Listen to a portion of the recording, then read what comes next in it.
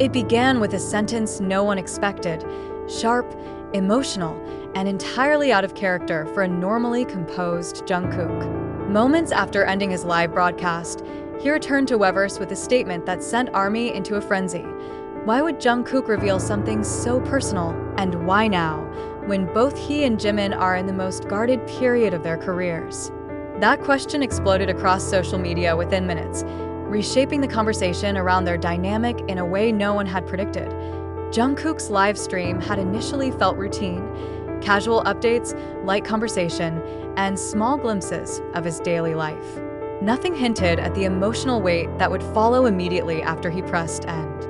Yet behind that calm exterior, he had clearly been carrying something heavier than fans realized.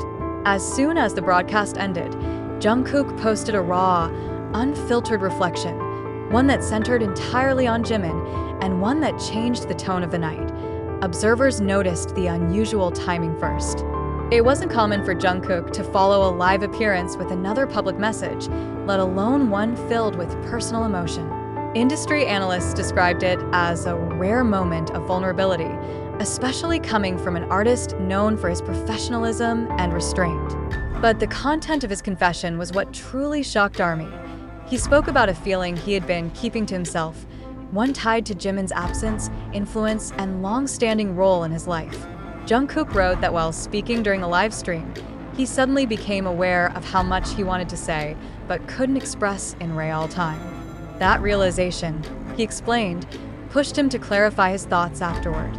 He admitted he had been trying not to sound emotional, but the weight of his memories with Jimin during their pre-enlistment years resurfaced stronger than he expected.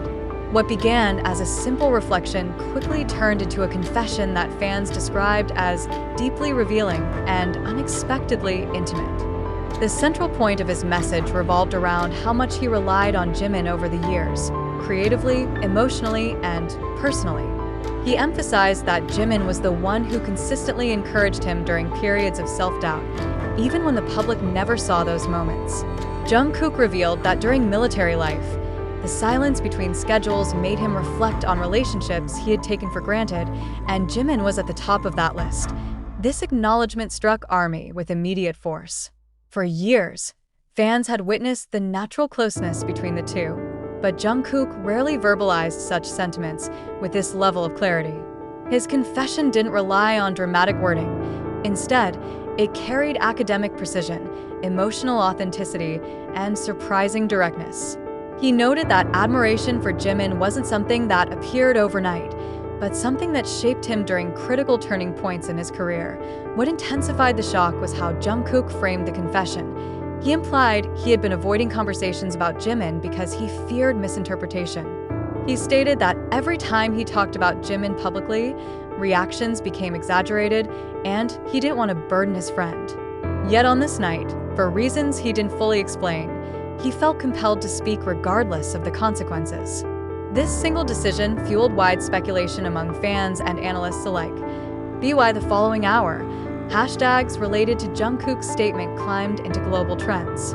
Discussions ranged from emotional interpretations to academic-style breakdowns of his language. Communication experts pointed out that Jungkook's admission reflected a moment of emotional disinhibition, a phenomenon common when individuals reach a threshold of internal reflection. To many, it was a sign that Jungkook's relationship with Jimin holds a depth rarely articulated in the entertainment industry. Even more intriguing, Jungkook ended his message with a line that intensified speculation. "I hope he knows how much I mean this."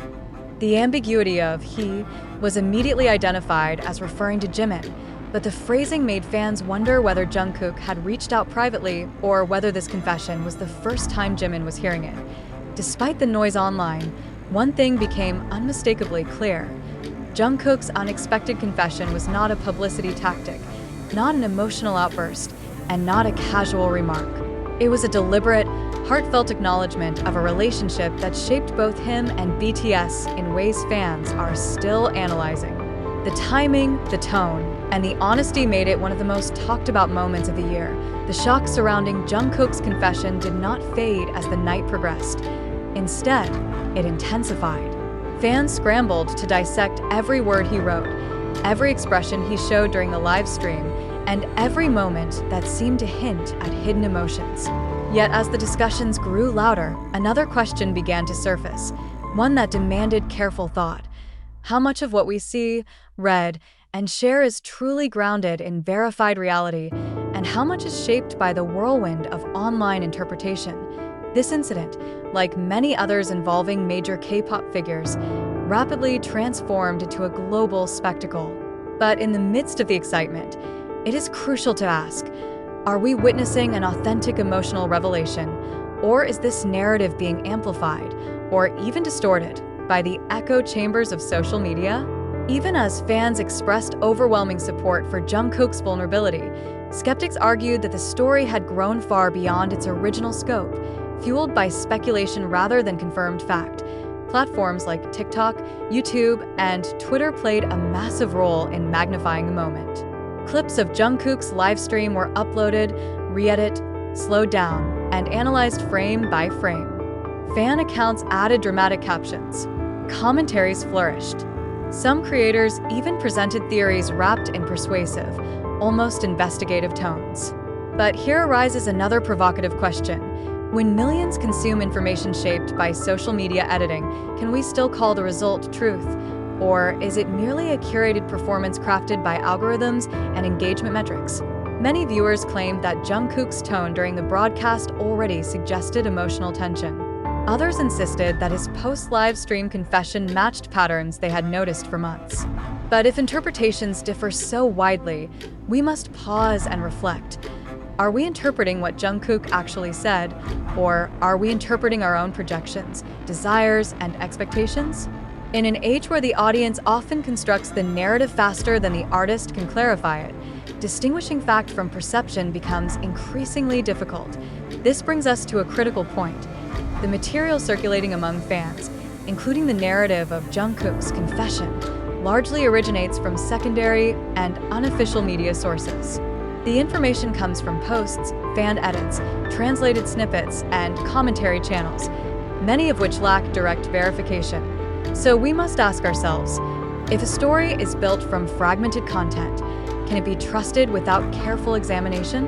Or are we willingly embracing sensationalism because it feels more exciting than ambiguity?